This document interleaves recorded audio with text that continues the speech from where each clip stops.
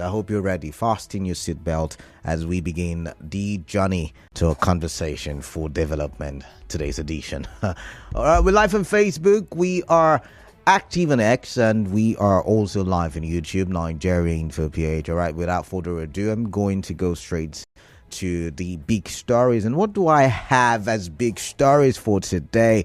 The number one big story is really interesting. The Vice President of the Federal Republic of Nigeria, Shettima, empathises with you. I mean, I'm just a reporter. I'm just a messenger right now. So the message is that is empathizing with you, and is also saying there is no alternative to the hardship that we are currently bedeviled with as a country. Now, it's according to data, according to statistics, yes, Nigeria is going through a rough patch. I mean, we just saw a new data as it relates to inflation. There is an increment in terms of inflation. Of course, yesterday we told you about the prices of food items in the marketplace. And so the data is just, an official statement to what the newsroom brought your way yesterday. We've seen an increase also in petrol price, which many believe is the source of inflation in the country. However, the vice president has come out to say that he and his principal, the president, Bola Ahmed Tinubu, are very much aware of what we are going through and really empathizes with the poor people in the country. He said, see, I'm sorry that you have to go through what you have to go through. However, this path that we have taken is a necessary one. It sounds like something religious people would say, narrow is the way to heaven, right? So he's just saying, I mean, all of the hardship from the cost of food items to cost of transportation to, the value of the naira, to all of these issues. Yeah, it's a necessary evil that we have to face for us to see the light at the end of the tunnel. But I want to get your thoughts on that one. No alternative to reforms causing hardship. But, just for context and to be ensured that there is the clarity of purpose, why we are having the conversation, I'm going to read from the Vanguard newspaper, where it is captioned, Hardship, Tinubu and I empathize with Nigerians, but... So the Vice President Kashim Shettima yesterday said he and the President Bola Tinubu empathize with Nigerians over the current hardship occasioned by ongoing economic reforms.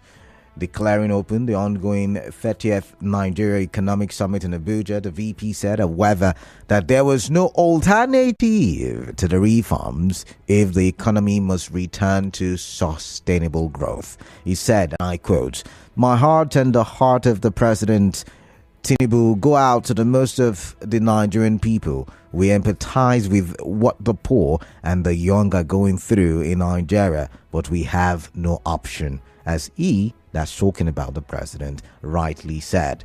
Nigeria's economy has been volatile, heavily dependent on oil revenues, and unable to create enough jobs to keep pace with our rapidly growing population. As a nation, we must prioritize economic diversification. Our focus is on sectors that can offer inclusive and sustainable growth, such as agriculture, manufacturing, and the digital economy. The digital economy poses a very promising prospect for revitalizing our economy. According to Pond Theory, a global finance conglomerate has currently 65 million global deputies. By 2035, however, the United States, Brazil, and Russia will suffer from 6 billion or 6 million talent deficits each. The global talent powerhouse, India, by 2035 will only have 1 million supporters, and there are more English speakers in Nigeria than in India. And in terms of age, the average age of the Nigerian nation is 16.9. So we need to harness our potential so that we can transform our anticipated demographic bulge into demographic dividends, not the demographic disaster that will consume all of us, as rightly said by my friend from the bottom. Anyways, he said so many other things, but that's once again to put in proper context for you to understand why it has made it to. By the way, I think 300 for each transport cost every month or even every day. Huge cost of running your homes now or running your businesses, and you're getting to hear the speech from the vice president saying it is a necessity. It is the path that we have to take. Anyways, if you're thinking or if your reaction is a sour reaction to that first big story, then I tell you to hold on and take a listen to the second big story. And it's from the World Bank. And the World Bank has come out to say, see, the path that the president, Bola Ahmed Tinubu, has taken is the right path. Just like the vice president said, it may be a turbulent path, it may be a turbulent journey, however, it is the right path to take. I don't have a commercial in a bit. I'll tell you more about what the World Bank has said. However, if I should summarize it, they are saying it will take about 15 years for us to have a stable economy. And the first thing that came to my mind is, are we going to be on this turbulent path for another 10, 15 years? That's the question I would like your answer to. But just stay on the line or stay tuned. We will be back, and when we do come back, you and I will talk some more. Do stay tuned once again. Hard Facts will be right back.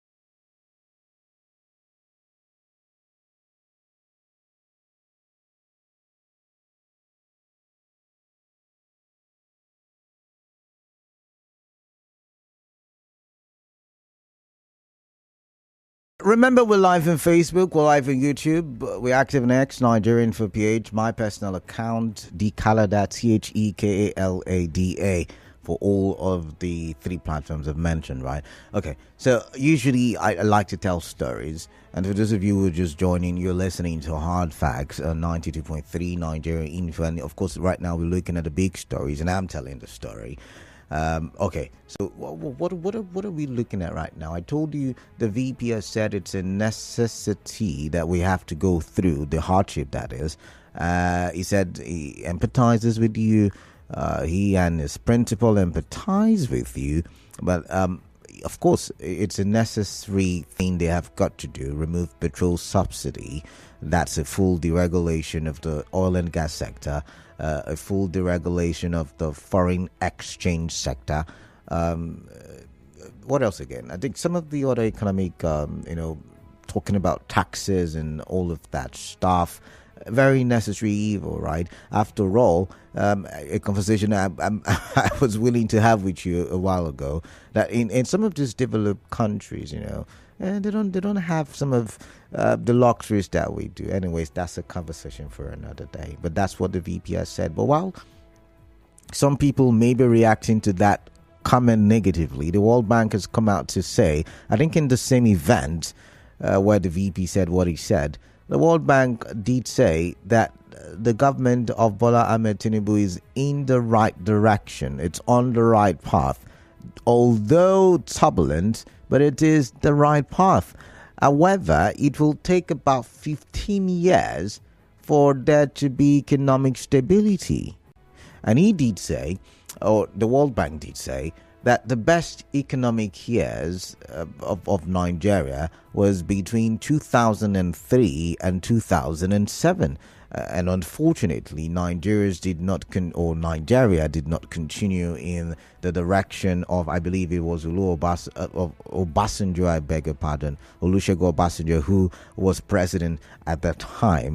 And, his policies were not followed through, and it saw, a decline in the economy. And they're saying that if the Nigerian government is steadfast and continues in the direction it is traveling, in the next 10, 15 years, there will be stability in our economy. And so the first question in my mind when I read that article is, for as many people going through the hardship that they're going through, will they be able to, several people in several quarters are talking about protests. Remember the Amich's comment, some people are saying, oh, this government is the most terrible government ever. Could it be that Nigerians are used to freebies, like subsidy and the likes? Is it that Nigerians are not ready to make sacrifices? Or better put, the question I really want to ask is, can Nigerians weather this economic storm, this turbulence? Can they weather it for another 10 to 15 years?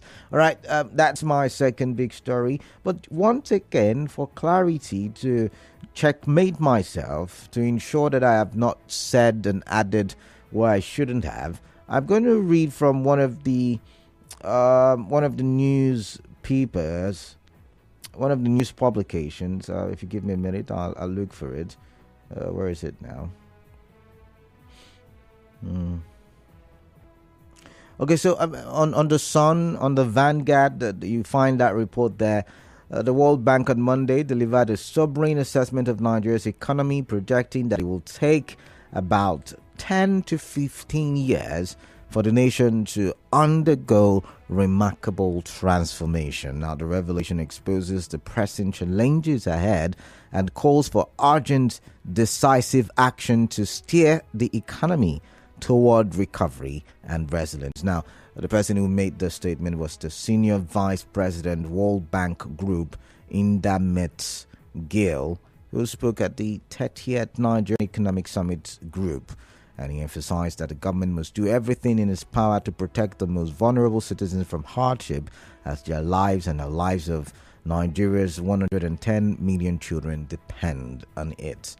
Okay, I'm going to quote him. He says, Nigeria will need to stay the course, that is the part we are on, for at least another 10 to 15 years to transform its economy. So I don't know if you're agreeing with me or if you're disagreeing with me. If it does that, it will transform its economy and it will become an engine of growth in sub-Saharan Africa, helping to transform the region.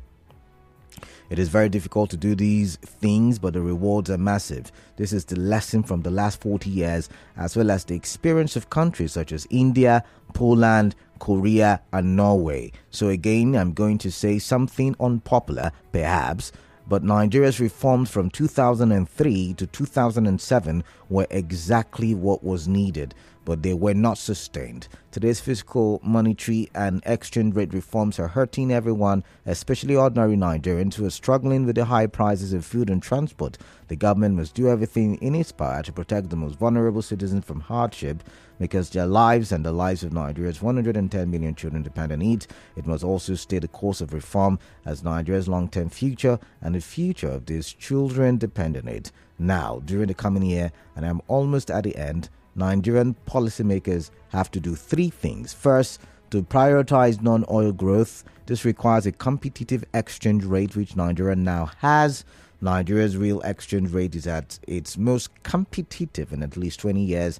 Then he said, this is a great opportunity for the private sector to protect the poor and maintain competitiveness. The central bank must stay focused on inflation. It should resist the lure of short-term capital inflows that might push up the Naira's value too quickly and curb non-oil growth.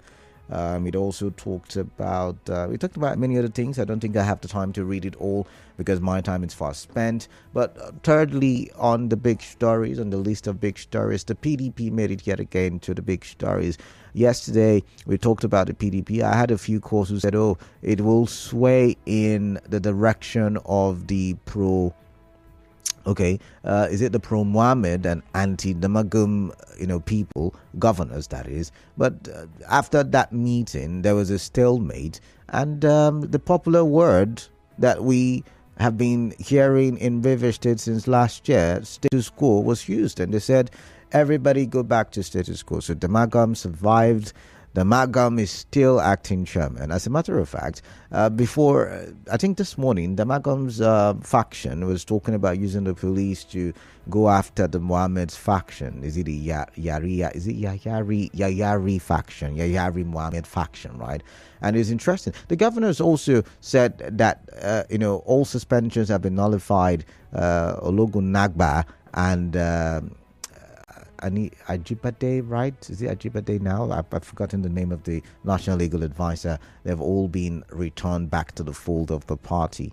I don't know what is cooking, but it is reported that the governors could not come to an agreement. As a matter of fact, more people ended up siding with Damagum after, all of the meetings that are held yesterday. So, what does this mean for Rivers State? It's a question worth asking on the big stories today. What does this mean for Rivers State? Right now, I've got 25 minutes to the top of the hour. I'm going to stop talking. I'm going to go to the phone lines. I'm going to go to Facebook as well. And I'm going to go to the WhatsApp platform. I'm going to look at all of these platforms and look at your contribution. So you can start sending your contributions or start calling in. Remember, you could also call via WhatsApp, right? I'd like to hear your thoughts on that one as well via WhatsApp. 0809 0306 is the WhatsApp number. You could send me a WhatsApp message. That number also is the number for the SMS portal. So send me your messages. I'd like to read them on Facebook. We're live, Nigerian for PH. Send your messages. No, just go to the live stream, Nigerian for PH. Go to the live stream there. Drop your comments in the comment section under the live stream, and I will read your comment. I'd like to get your thoughts, and let's get talking. This one says, as far as Damagum still remains the acting chairman of PDP, the party will never win any election because he's just there to oversee the collapse of the party, the PDP. All right, if you say so. Entirely your thoughts. But let's see. 0817-923-0002 is the first call number. The second call number is 0817-923-0003. The third call number is 0817-923-0007. All right? Let's get your thoughts and let's get talking. I'd like to hear from you.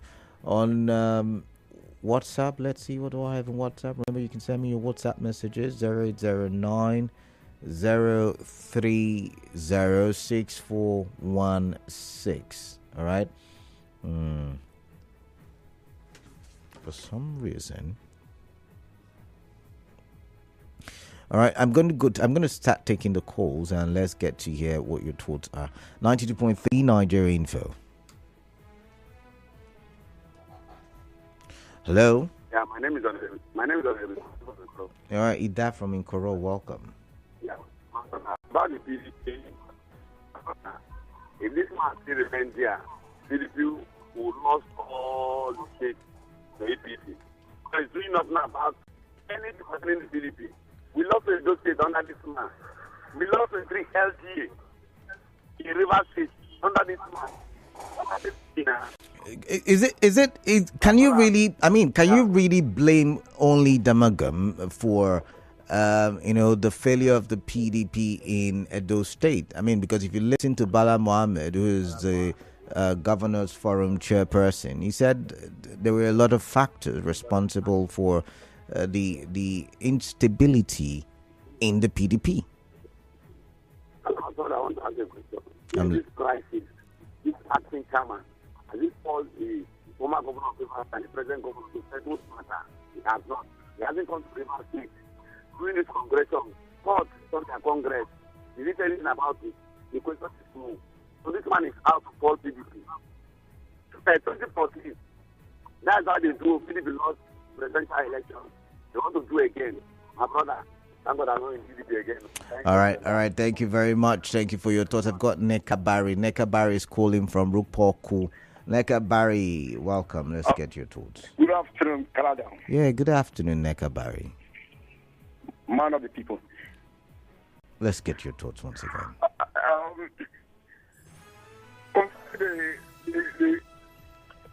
The message from the vice president,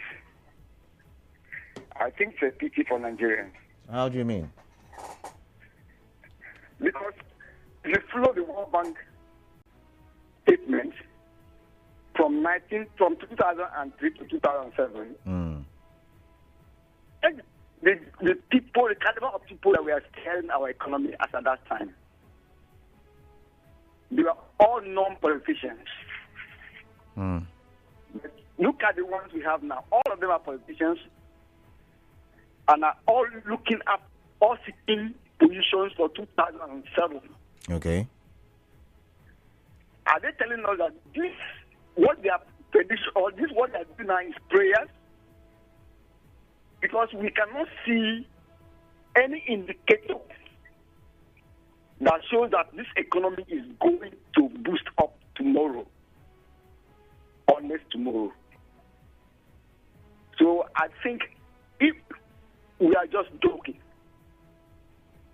all right, we are in the wrong hands. All right. Thank you, Neka Barry. I've got to move on. I've got Clinton from Bori and Okwandu. Let's go with Clinton first. Clinton, what are your thoughts? I'd like to hear from you. Kalame, good afternoon. Yeah, good afternoon. Welcome. I never expected it to be easy in terms of the economy currently. Things escalated. Like the policies of the previous administration left everything fallow. The president came up with drastic decisions. Yes, it was massive on us, the poor people, because I'm a poor man. We cannot buy things the way we used to buy it before. Like you said, it's like Nigerians are used to all those freebies. But now the government has taken away all the subsidy, and that's why we are feeling it massively. The area I faulted this administration was the removal of subsidy without ensuring that our refineries work, knowing fully well that we are operating on a mono economy. So the policymakers should ensure that the Nigerian economy diversified. The new diversification, not the one they did before, that they are now going to agriculture, we do not see anything. They should ensure that they diversify the economy, go and invest massively in agriculture so that we can have something to export and our foreign exchange will also increase. All right. Then on the issue of the PDP, people are expecting that Damagum would have been a gunner by now. But the PDP governors have agreed to work with him. So who is losing now? So when they keep on saying this, what the PDP needs, what the Rivers Board needs, is genuine reconciliation, because everything now is targeted at Rivers State. They should look where we are resolve their crisis amicably so that it will not affect the hamper development of Rivers State. Thank you very much. Thank you, Clinton. I've got Okwandu from Arabia. After that, Chima, who's at Jerry. I'll get your thoughts. But Okwandu, good afternoon. Welcome. Good afternoon to you, Mr. Canada, the man of the people. You see, I am highly disturbed and impaired. That IMF is telling us that the economy of this country will have to stay for another 15 years before we start seeing some positive changes. This is not exactly what the president told us when he was campaigning. As a matter of fact, is it the economy of the ordinary Nigerian or the economy of the politicians and those that are in positions of trust? Not too quite long ago, the president spent a whooping sum of $150 million to purchase a new presidential jet. But the masses are wallowing in poverty.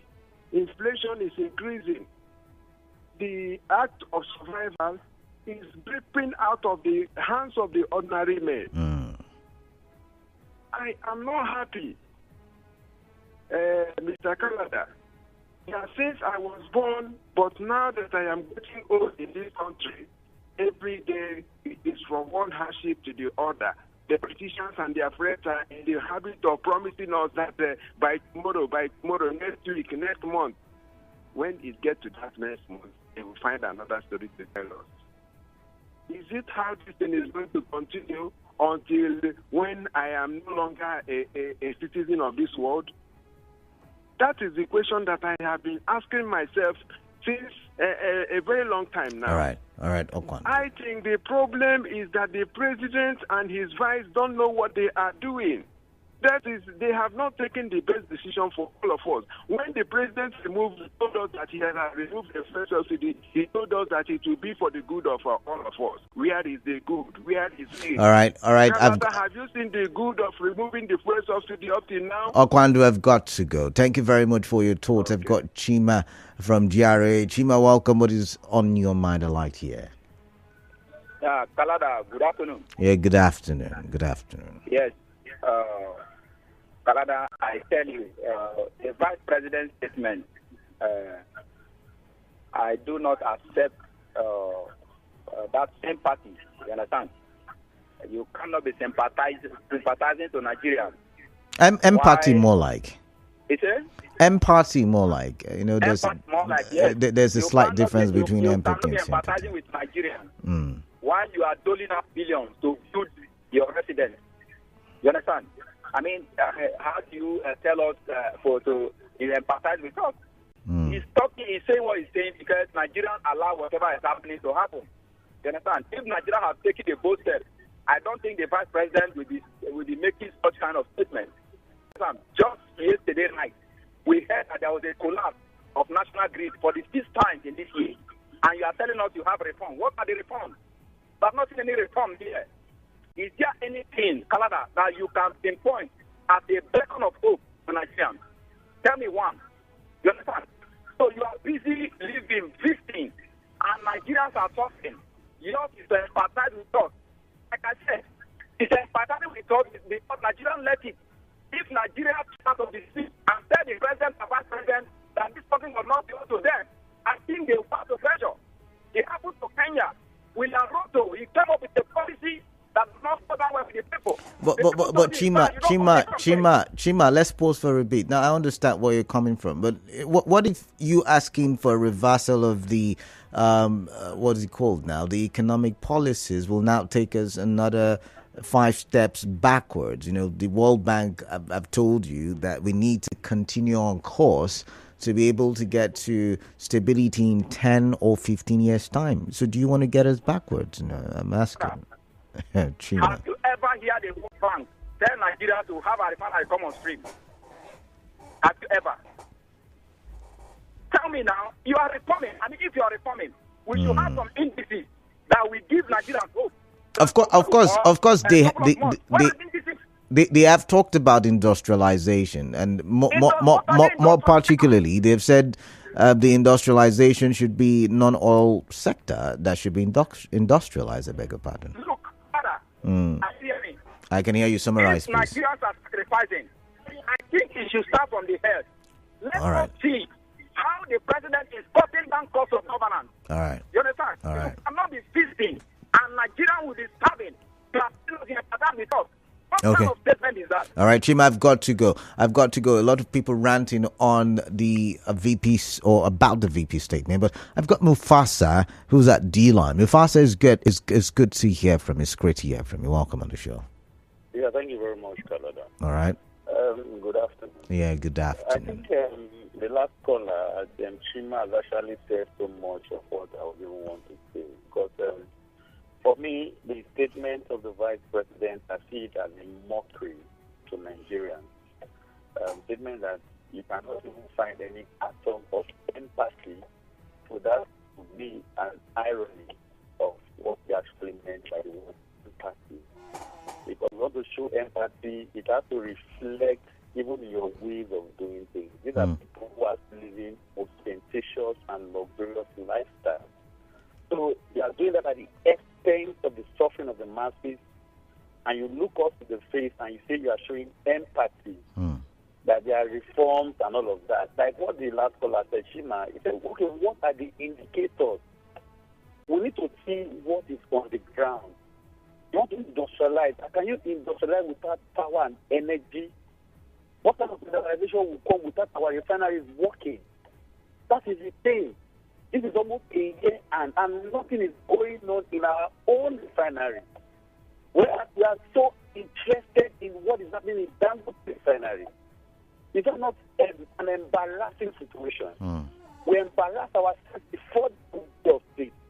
And the board that will come and tell us that within the next 15 years, my brother, if we are going to experience what we are experiencing now for the next 15 years, I think what we'll be having the playing class will be ruling over a graveyard. You know? I don't understand what so-called leaders, what they take us for. The parents could no longer send their kids to school. Or to just leave your studio and go and see what is happening on the street. People are going through what situation. Mufasa, I've got to go. I've got Imo from Bunny. You're taking us 20 years back. All right. They've taken 20 years backwards. You know what they say. Sometimes you've got to go back to be able to go forward, right? Oh, sorry, Imo from Bunny. Sorry, you can call back. I've got Okonkwo from Rumukuta. Okonkwo, welcome. Let's get your thoughts, please. Man of the people, good afternoon. Good afternoon, Okonkwo. Yes. I think, Bro Canada, our brother Shettima has said it all. That in this hardship and poverty and suffering, that there is no alternative for 16 years. No, he wasn't. He wasn't the one who said until 15 years. He said there is no alternative for now until it gets better, and then the World Bank said for 15 years thereabouts. Let me cut it. He said no alternative. The man of the people. It was you in the past that did tell us that we should endure, that there could be alternative tomorrow. But the second person in government now has told you that there is no alternative. The man of the people, what will he say again? I am concluding. World Bank came announced 15 years to come. Why people and their children die every day? There is no hope. Thank you. All right, thank you very much, Okonkwo. I've got Godspar from Iche. Godspar, welcome. What is on your mind? I'd like to hear from you. Yeah, Kalada, good afternoon. Good afternoon. In fact, this statement is paralyzing. It's not something to be thought about, or I don't know. That the leader, the head, is saying nothing positive will come soon. Word of consolation is for us to be trying on our own, and we have to be not looking on our own. We should not be looking on government. Because if a mother or father told the children that, look, nothing is coming up, no food for the next 1 week. But that's not no, God's power. That's not what they're saying. Hello. Can we talk now? Yeah, maybe the World Bank is saying that, the struggles and the turbulence will happen for 10 to 15 years, maybe. But, the vice president, in our opinion, may have been saying that let's endure. Weeping endures for the night. That's what religious people will say. Joy comes in the morning. So our morning is yet to come. And very soon the morning will come, but we have to go through the night, something like that. But listen, Canada. I'm listening. There's no soon in this morning will come. The president of us wouldn't have told us this one. That statement is not a welcome statement. Okay. And that's soon. We know soon. Jesus will soon come. It's a long time. And the thing will be better soon. But look at very clarification that the soon we're expecting is about 15 years. What a tragedy for Nigerians are we facing? That means there's no hope in the tunnel. All right. There's no light in the tunnel even. The tunnel is so dark and covered. So we are not expecting anything good for now. That's what I'm saying. All right. And if that is the situation, we should not be hoping on them. What we are going to do is to be struggling, survivor defeated, see there. All right, Gospel. All right, Gospel. Thank you very much. Hello. I've got to go. My time is fast spent. But let's see. On Facebook, I've got Dicky Bujiri Nelson Alasia saying, as far as I'm concerned, PDP is a failed party in the politics of Nigeria because they have sold out the credibility they were known for because of the greed and selfishness of one individual whom they have failed to caution or discipline. And Newton Ikira says, good day, Brother Kalada. The big story is VP Shettima empathises with Nigerians, has no alternative to economic reforms causing hardship. I've observed that Nigerian rulers are experts at empathizing with the suffering masses of this great country. They're parties to feel our pain by proxy. The show continues. By proxy, by pretending to be empathizing with us, while our part is to bear the pain of their cluelessness physically. But guess what? They're mocking us. It will take 15 years for Nigeria's economy to bounce back, World Bank, says our proxy president, the World Bank. Nigerian rulers, as it were, are acting a script written by the World Bank. But the ball lies in our courts with the people to say no to governance by proxy. We are independent. No. Let's act independently. They know that an independent, flourishing Nigeria is a threat to their economic well-being. They know. All right. Thompson Samuel, I greet you as well. Tangled ability, Atrebu says, it will take 15 years for Nigeria's economy to bounce back, says World Bank. Where is the renewed hope Tinubu promised us? So there is no hope in Tinubu's government. PDP recalling Damagum back as acting national PDP chairman will worsen the situation in the party. PDP is gradually collapsing, you said. Lebary Jones said, I wasn't the one who played the song, so I don't think I can help you with that. North Central PDP should go and appeal the kangaroo court judgment gotten by Damagum and the Weekers Group. This will enable them regain their chairmanship, you said. All right. Victor from Igbema, where's that message now? I can't seem to find the message.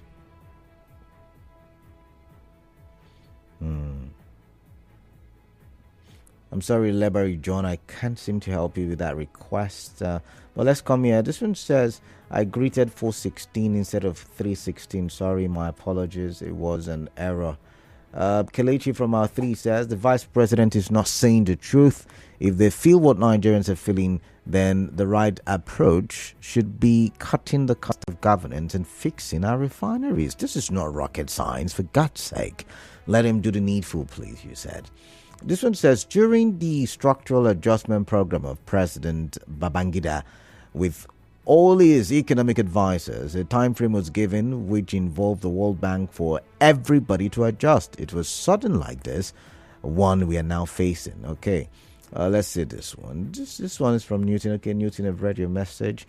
This one says, good afternoon, Canada. For me, the VP saying he's empathizing with the poor Nigerians is a big joke. From the inception of this administration, can anybody mention one thing done by the federal government that has worked? The World Bank should leave us alone. In different countries of the world, can anyone help me mention a country where you buy a commodity in the morning and come in the evening and the price of that commodity has increased apart from Nigeria. Too bad if you ask me. These leaders don't have an interest in their hearts. Odimegu Sanididia from Omerelu. This one says, the Victor from Egbema message I was reading, it said that North Central PDP should go and appeal the kangaroo court judgment gotten by Damagum and Wike's group. This will enable them regain their chairmanship position according to the party's constitution in the next week NEC meeting. Victor, who is texting from Egbema.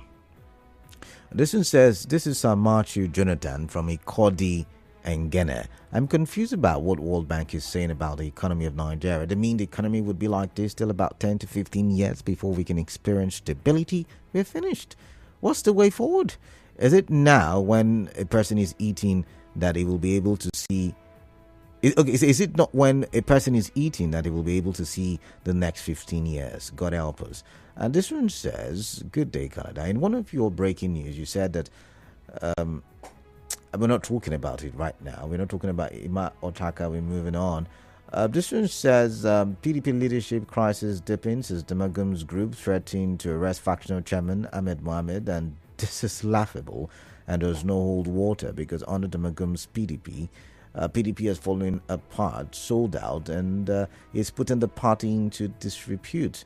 PDP as a major opposition political party is shrinking on a daily basis. I want to take Clinton West with that one. And Mene Bene, Donato Saros Mark Esquire says the Nigerian government headed by Bola Tinubu is taking Nigerians hostage via economic strangulation. I stand to be corrected that no country has successfully gone through the Bretton Woods institutions prescriptions and survived. Our economy will be worse because we are import-dependent country. Nigerians cannot survive international prices of fuel. The Tinubu government is not saying anything about our public refineries, which will make the cost of energy affordable to Nigerians. Nigerians should rise up and resist suicidal policies of World Bank and IMF. All right, thank you. I've got to go, but I'm going to read this one from Lady V. It says, so it will take 15 years of our refineries to start functioning, going by the prediction of World Bank. It is unfortunate. For the statement of the Vice President, if I may ask, what really is their purpose of taking over government if Nigerian citizens cannot have food to eat? And he's saying he sympathizes with Nigerians. Really? If they don't know anything to do to provide good living for Nigerians, they should resign. Lady V with that one. All right, thank you. It's 4 o'clock.